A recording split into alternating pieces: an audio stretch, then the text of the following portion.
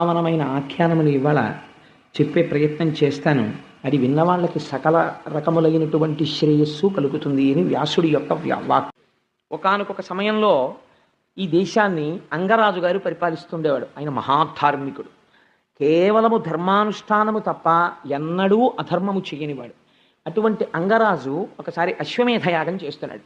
అశ్వమేధయాగం చేస్తూ దేవతలందరినీ పిలిచి హవిస్సులు ఇస్తున్నారు. ఈ రోజుల్లో అంటే మనం స్వరం చెప్పేయడం, మంత్రం చెప్పేయడం, అందులో చెరువు వేయడం అంటే పదార్థాన్ని తయారు చేసిన దాన్ని వేస్తారు, హవిస్ అంటారు. అది వేస్తే వాళ్ళు వచ్చారు, తిన్నారో నమ్మకం అంతే. కానీ ఆ రోజులలో దేవతల్ని పిలిస్తే స్వాహ అంటే ఆ దేవత వచ్చి ఎదురుగుండా కూర్చుని అగ్నిముఖంగా పుచ్చుకుని నోట్లో వేసుకుని వెళ్ళేవారు. అందుకని అక్కడ ఉన్నటువంటి ఋషులు మంత్రములతో ఆవాహన చేస్తున్నారు దేవతల్ని. ఒక్క దేవత రావట్లేదు. ఏ ఒక్క దేవత రాకపోతే ఆశ్చర్యపోయాడు అంగరాజు.